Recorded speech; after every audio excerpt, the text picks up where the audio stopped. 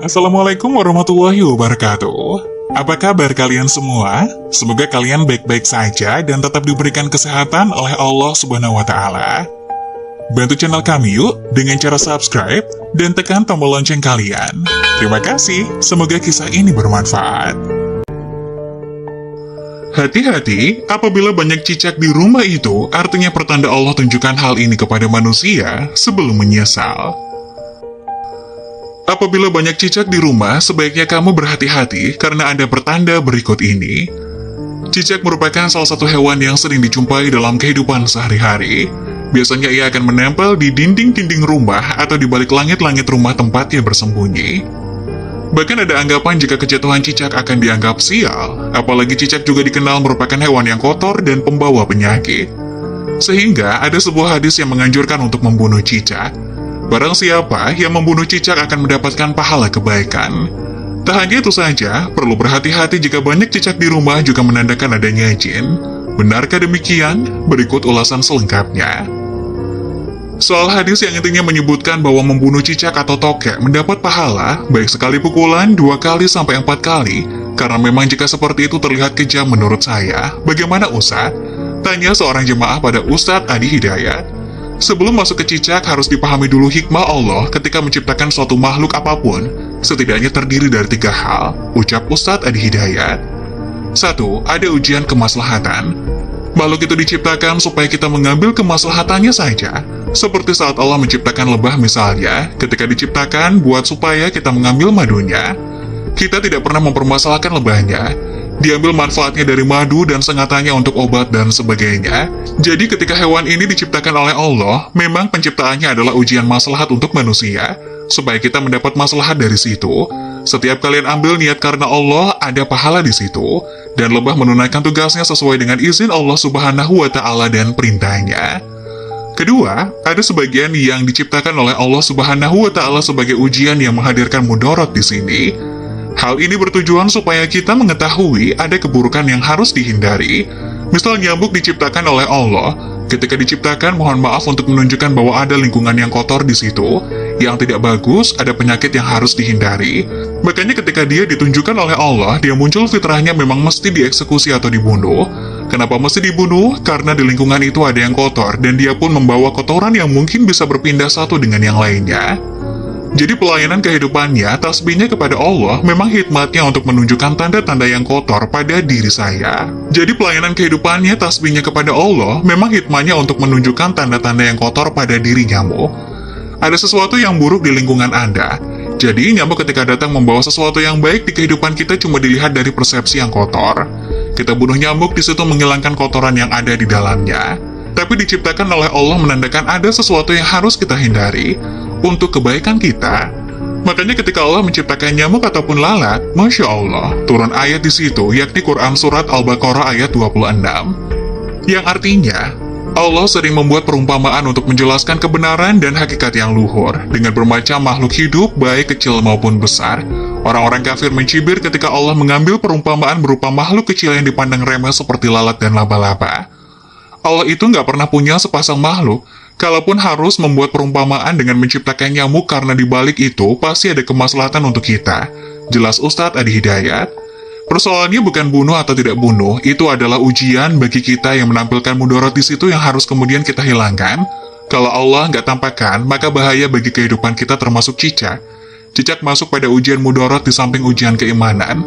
Ada mudarat bukanlah ketika cicak datang menandakan bahwa banyak kotoran yang ada di situ, ada bakteri di sekitarnya, yang dimakan pun yang kotor juga, lanjutnya. Jadi ini menandakan ketika cicak hadir itu diciptakan oleh Allah bukan diciptakan untuk dibunuh, diciptakan untuk menandakan ada mudarat di sekitar itu dengan kotoran-kotoran. Maka ia diciptakan oleh Allah untuk menunjukkan ini ada yang kotor, ada yang gak bagus termasuk dirinya sendiri. Maka Nabi menyampaikan riwayat Sa'ad bin Abi Waqqas bahwa Nabi Shallallahu Alaihi Wasallam memerintahkan untuk membunuh cicak dan ada pahala di situ. Tutur Ustadz Adi Hidayat. Bunuhnya cicak itu seperti kita membunuh nyamuk untuk menunjukkan ada kotoran-kotoran di situ yang hikmahnya harus kita jauhkan. Memang diciptakannya untuk menunjukkan itu dan harus dibunuh dia. Ketika Anda bunuh itu bukan cuma dapat pahala tapi menghilangkan keburukan-keburukan yang muncul. Termasuk di situ mengusir keadaan-keadaan jin karena jin senang di tempat yang kotor. Tambahnya, Makanya saya bisa katakan kalau ada cicak di beberapa tempat itu, jin biasanya ada juga di situ, karena senang di tempat-tempat yang kotor. Sambung Ustadz Adi Hidayat. Dan Nabi menyebutnya dengan hewan fasik kecil. Selain membawa kotoran, dia pernah juga meniup-niup api yang sedang membakar Nabi Ibrahim supaya semakin menjala. Diharapkan dengan dinginnya dan teduhnya ini malah ditiup-tiup oleh hewan ini. Bukan cuma menghilangkan kotoran, ditambah ada pahala di situ. Pahalanya dengan sekali pukul, ada 100 kebaikan berdasarkan hadis riwayat Al-Bukhari dan Muslim, nomor 3359, terangnya. Dari Abu Hurairah, ia berkata bahwa Rasulullah SAW bersabda, barang siapa yang membunuh cicak sekali pukul, maka dituliskan baginya pahala 100 kebaikan. Dan barang siapa memukulnya lagi, maka baginya pahala yang kurang dari pahala pertama. Dan barang siapa memukulnya lagi, maka baginya pahala lebih kurang dari yang kedua. Hadis riwayat Muslim nomor 2240. Dari Ummu Syarik radhiyallahu anha, ia berkata, Rasulullah SAW memerintahkan untuk membunuh cicak. Beliau bersabda, dahulu cicak ikut membantu meniup api untuk membakar Ibrahim alaihi salam. Hadis riwayat Bukhari nomor 3359. Kata Imam Nawawi, dalam satu riwayat disebutkan bahwa membunuh cicak akan mendapatkan 100 kebaikan. Dalam riwayat lain disebutkan 70 kebaikan. Kesimpulan dari Imam Nawawi, semakin besar kebaikan atau pahala dilihat dari niat keikhlasan, juga dilihat dari makin sempurnanya atau kurangnya keadaannya. 100 kebaikan yang disebut adalah jika sempurna, 70 jika niatannya untuk selain Allah. Syarah Sahih Muslim nomor 210 dan 211. 3. Ujian yang sifatnya menunjukkan karakter. Misal, saat Allah menciptakan monyet yang tercantum dalam Quran Surat Al-Baqarah ayat 65. Yang artinya, dan sungguh kamu telah mengetahui orang-orang yang melakukan pelanggaran di antara kamu pada hari Sabat. Lalu kami katakan kepada mereka, jadilah kamu kera yang hina. Monyet diciptakan untuk menunjukkan karakter yang muncul pada masyarakat Yahudi. Kenapa Yahudi dikutuk menjadi kera? Kami pernah punya kajian tafsir di Tripoli. Saya mintakan kepada murid-murid kami untuk praktek langsung di kebun binatang. Jadi kita bagi kelompok keluarkan semua ayat-ayat Quran yang terdapat kata binatang di situ. Ada monyet, unta, gajah, dan macam-macam. Terus kita bikin kelompok dianalisis apa keistimewaan dan keunikan hewan-hewan tersebut dan dipresentasikan. Lanjutnya, begitu ada kelompok monyet presentasi, dia sampaikan pesan ketika kami lemparkan kera itu dengan satu makanan, dia tangkap dengan tangan kanannya. Kemudian kami lempar lagi, dia tangkap dengan tangan kirinya.